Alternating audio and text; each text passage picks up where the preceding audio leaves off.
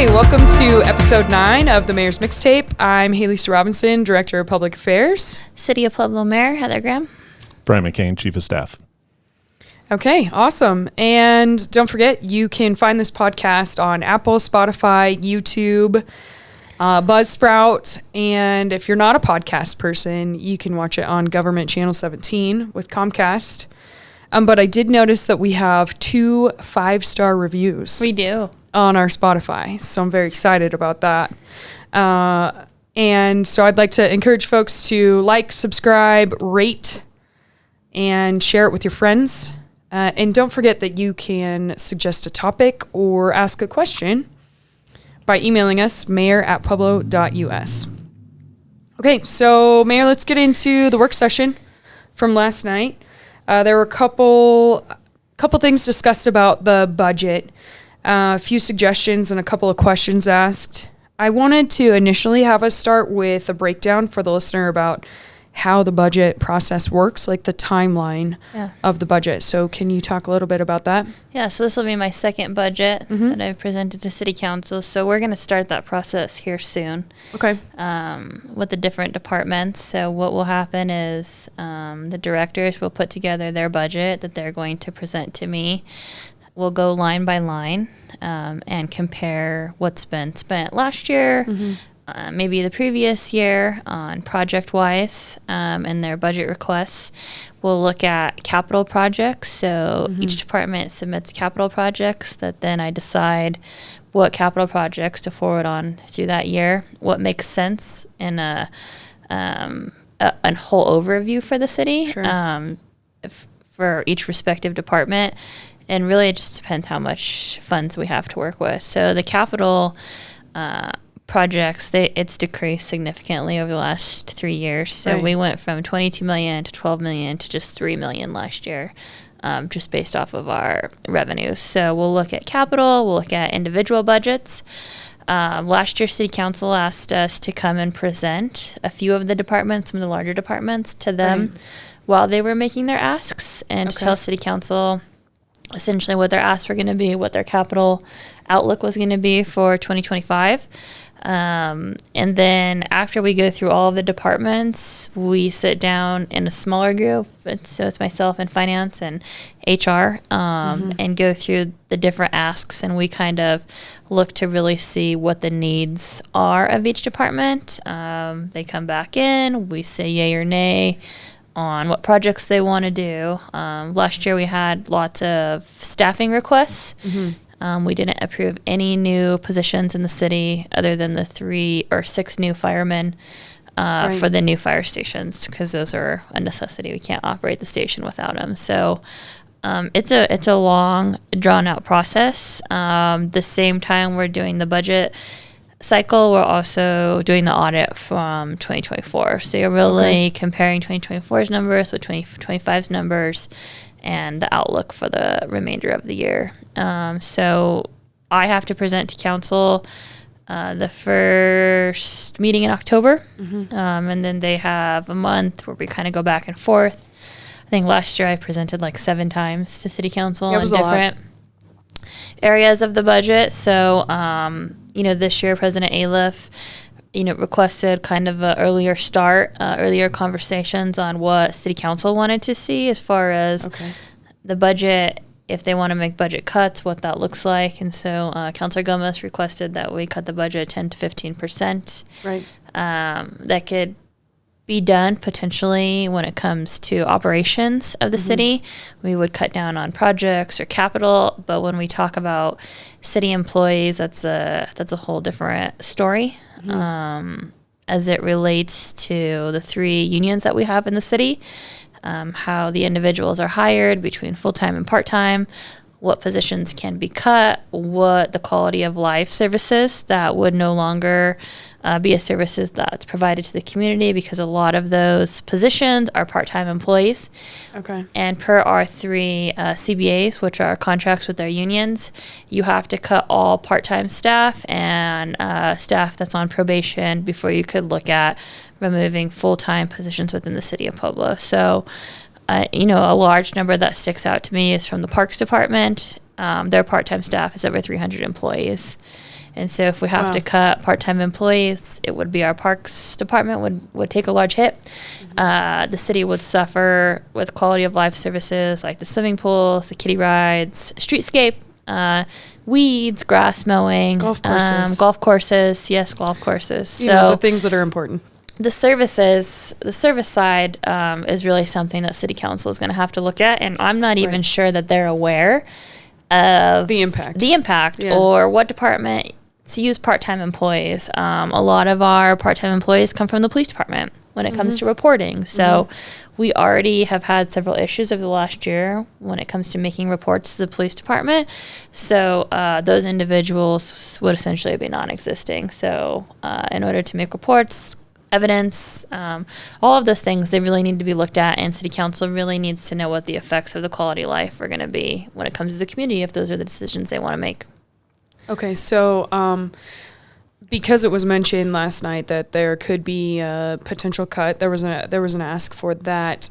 You mentioned that you were planning to come back to city council and give a presentation. When can we expect that will be on the agenda? Probably in the next 6 weeks, so the information is fresh. So I've asked all of the departments who currently have part-time employees to put together what it would look like if their part-time staffers were eliminated and what services would no longer be provided to the community. Okay. And, especially in Parks Department, although their part-time wages are in the millions, they also generate about $900,000 back to the city's general fund with all the services they provide, concessions, park rides, rental space in the pavilions and such. And so city council is really going to have to look at those two factors and decide what the best move forward is. Okay. That's helpful. The other thing that I wanted to mention is, so last year in your budget letter to the city council, you noted that there was a designated reserve at 12%, and that was something that was discussed last night too, in addition to maintaining the Tabor Reserve. Can you kind of share what that looks like moving forward with reserves and maybe what your recommendation might be? Yeah, city council can set the reserves that they would like to see. It's fluctuated from 10 to 12% over the last several years, which could be $1 million to $2 million difference. So that is the money that has to stay designated in the reserves if something was to ever happen to the city. So got it. After those reserves, the city has about $19 million left in its larger reserve bucket, and that's we've seen a huge decrease in that reserve over the last 4 years. We transfer about $10 million a year out of the reserves in order to balance the budget and continue with the capital improvement projects that were slated from debrucing. Got it. Okay. Thanks for outlining that. Also, one of the suggestions last night was about increasing revenue and what that might look like. I know we've discussed this previously with the suggestion of a potential grocery tax. We also discussed the revenue that short-term rentals might generate, and then the work to bring new development to Pueblo Boulevard. But are there other revenue sources currently that are being discussed by City Council or that have been brought to you? No, City Council has brought no new proposals on revenue generation other than the short-term rentals that Councilor Martinez brought, and we heard that it would only generate about $60,000 dollars. So over time, that that would make an impact, but not a single year itself. Yeah, that's not going to make up our deficit. Okay, great. Let's move on to legislation update. Last week we were still awaiting House Bill 1147. Is there an update for that, maybe from Chief of Staff McCain? Yes, so 1147 has basically been held over since it passed and went back to the House for the Senate amendments. I'm actually looking up the calendar and agenda today, and it's not on it. Really? So, again, there was rumor of a conciliatory amendment on it, so I don't know what's going on because this is kind of unusual when it comes to this sort of thing. Really? So we're kind of in a holding pattern. The governor has expressed that he's feeling he should veto that. So, again, I think I said it last week, they're kind of willing and dealing in the background to see what can be changed or adjusted for the governor to not veto it. But our other one, Senate Bill 62, failure to appear, was signed by the governor last Thursday. Mm-hmm. And that was the other one we asked that he veto, but he did sign off on that. Okay. And that's the update. Okay. Also, last night we heard from our lobbyist, Gil Romero. He mentioned that the state budget is headed to the governor's desk. He mentioned K through 12 was fully funded and higher ed received notable funding to assist with affordable tuition. Is there anything else from a city perspective that we're concerned about or looking forward to regarding the state budget? They cut our funding for the court. Yeah, I know that was one. That was the big one. Some of the funding that we use to pay for the defense council or whatever you call it, the people that need it, it's funded by the state, and they did cut that out, which kind of ties into 1147 because it makes that a requirement. Even though we did it already, that was something we were doing consistently. It did cut that revenue source out for the court, which means that if we continue to do that program, we're going to have to come up with the money. Yeah. The funding would come from the city's budget. Yeah. Yep. Okay. Yeah, it's kind of with 1147, that's what they call an unfunded mandate. So they pass a law or a bill, sign into law, and even though it doesn't have a financial fiscal note on it, right, it indirectly causes a city, municipality, or county to spend money on it. A lot of that goes into compliance too. So you'll see these bills passed that say adjust land use code, but it adds a level of compliance to it from the city's perspective, which means we have to spend more manpower time or possibly hire somebody else, not to mention just the fees and subscriptions that we have to buy new software for. So it's something that the state, they do a fiscal note to find the impact, but they get a lot of criticism for the unfunded side of that. So the more regulations you put on a community, the more the community is going to have to spend to comply to it. And they don't consider that with a lot of their legislation. Okay. There also was the mention about Senate Bill 77 that was vetoed by Governor Polis. I don't know if that was something that the city particularly took a stance on. This bill would have given municipalities more time to respond to core requests, with the exception of journalists, which would require us then to still respond in the appropriate designated time frame. But Polis said he didn't like the 3 different timelines. Did we take a stance on this one? We did not. Okay. But I did find it interesting that he vetoed it because I think that potentially gives us the opportunity to remain hopeful for 1147 in that veto. Yeah. Okay. We are hopeful. Okay. Great. So this kind of dovetails from last night's work session, but I wanted to talk about economic development. You've talked, Mayor, about economic development being a priority for you, particularly discussing the incentives for Pueblo Boulevard, utilizing PEDCO incentives. Is there any progress update that you can share with us or what that potentially looks like on the horizon? I mean, as far as the PEDCO, the city has been meeting with PEDCO, which is our contractual agreement board that we use to bring economic development into the city. We've shared our concerns with them about the ballot language as it relates to primary job and really how difficult it has been over the last few years and how we haven't seen very many new businesses come into the community. We've actually seen more businesses leave than we've seen come. And so it's frustrating. It's frustrating for PEDCO. It's frustrating for the city. It's frustrating for the citizens who pay the money. And so we're looking at alternatives to be able to use that funding for infrastructure from development that's going to create economic catalysts, drive sales tax numbers up, and not necessarily just attached to a primary job.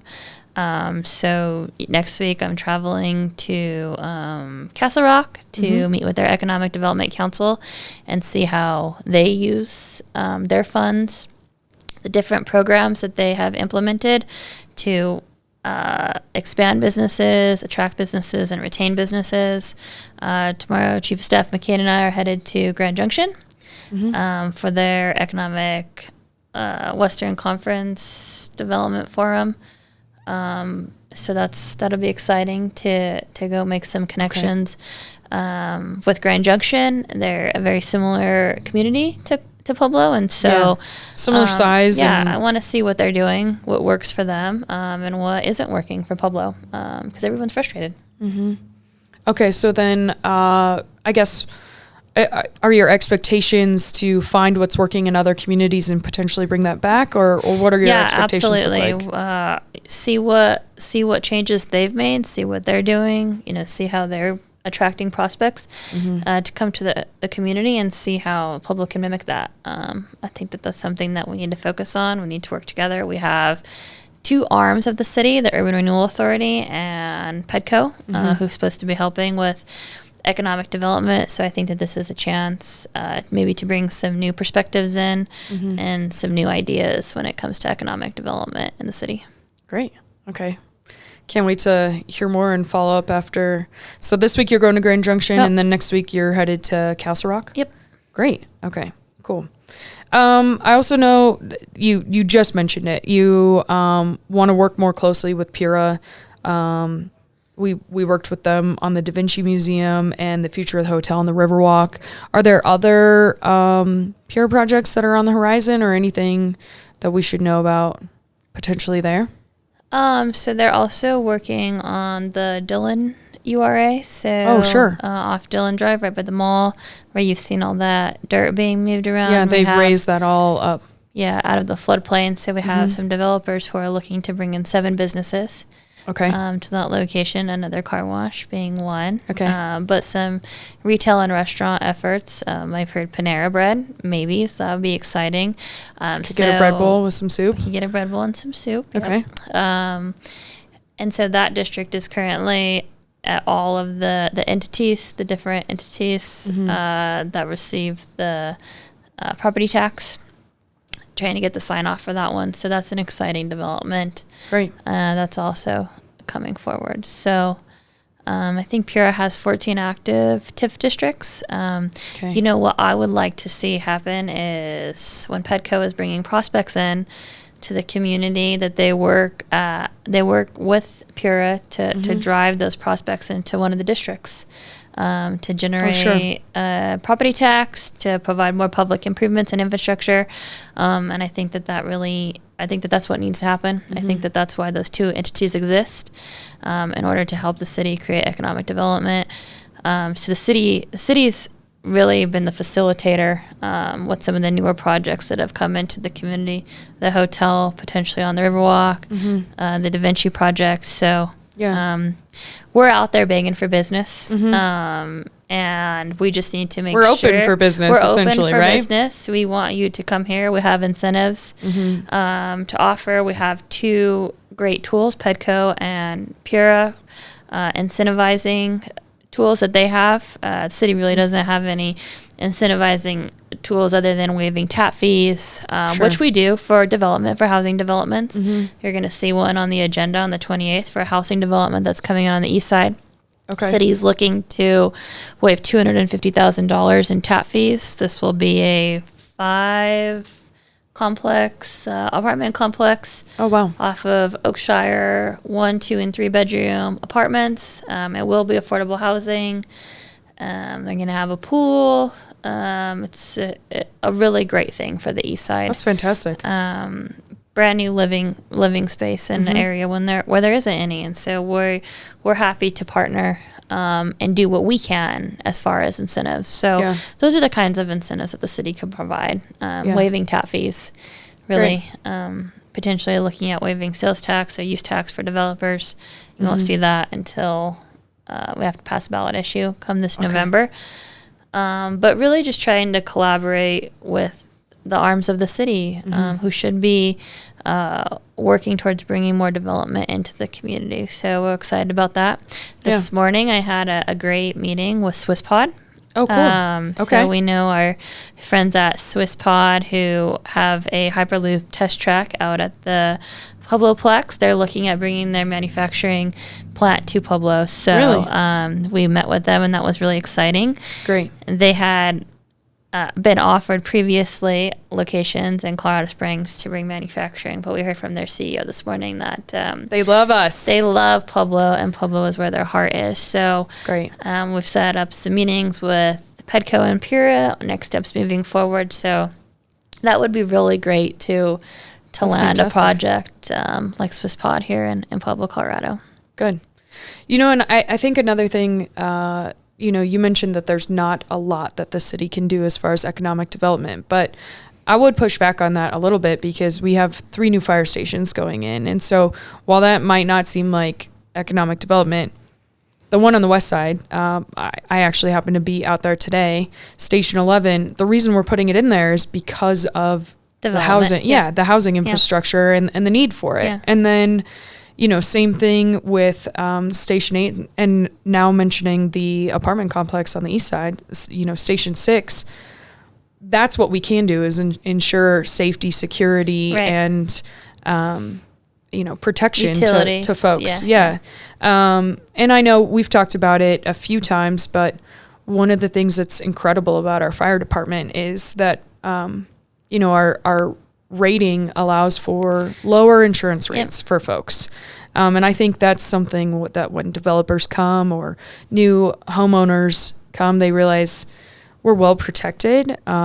They feel safe in our community and that there's access right there. Because imagine moving into one of those new complexes on the west side and not knowing where your nearest fire station is going to be. So you're right. I take it back. Okay. All right. I know. I don't like to distree with you often, but I think there are things that they don't look like economic development. But it is, and it's planning for the future. And you look at all of the investment that we did with the ARPA funds, the American Rescue Plan Act, with wastewater and planning there. Even the infrastructure we put in prior to the boathouse and the channel extension, we did a lot of infrastructure improvements there. And it's not glamorous. It's not exciting to say, hey, we put wastewater in. Yeah. But it's a need. It's a need, and it's planning for a requirement. The next group of folks to move into our community. So I would argue we're doing our part. Okay, good. Well, okay, so you covered the Grand Junction in Douglas County. So I think next week we'll plan to hear how Grand Junction was, and then look forward to hearing about Castle Rock. Anything else that we have? Our last town hall. Oh, sure. Okay. On the 30th. That's next Wednesday at 5:45. So it'll be our last town hall that we're out speaking to the community about 2A. Okay. I think I've spoke about 2A every day for the last 3 weeks at different. Oh no, it's like 5 weeks. Between different groups and small groups, large groups. Just people who want to hear the city side, what the city is looking to do, because we can't campaign like Black Hills Energy. We have to do ours organically and grassroots style. We don't have $1.5 million to donate into a campaign. So we don't? We don't. Okay. Well, we do, but we can't use it for that, Right. Yeah, so. Yeah. Okay. We're the underdog. We are. Yeah, it's okay though. That's all right. Okay, so next week we'll plan to hear those updates. Anything else that we need to know about? I think so. Nothing going on this weekend that's spectacular here. No, but we do have an open house next week with the EPA grant. I know we're going to be using some funds there, so that's next Tuesday, April 29th. That's also at Rawlings Library. That's from 5 to 6:45. So that'll be exciting. Oh, and if anybody is looking for the feasibility study that the city conducted from GDS, it's now posted. It's on the website. On the website under Public Works? Yep, under Public Works. Getting lots of calls about where citizens can find it. You can also find it on the homepage, pueblo.us, and if you click on Black Hills 2A, there's an entire webpage that has everything. There's a video, there's some information, and then the feasibility studies there as well. So great. That way you don't have to type in the search bar, and it's not super awkward. Easy. Yeah, it's easy. Okay, well, with that, then I guess we'll wrap up this episode. Don't forget to like, subscribe, rate us, share this with your friends, Apple, Spotify, YouTube, Sprout, Channel 17, Mayor's Facebook page. We're everywhere. If you're not listening, we're everywhere. You should be listening. Okay, we'll see you next week.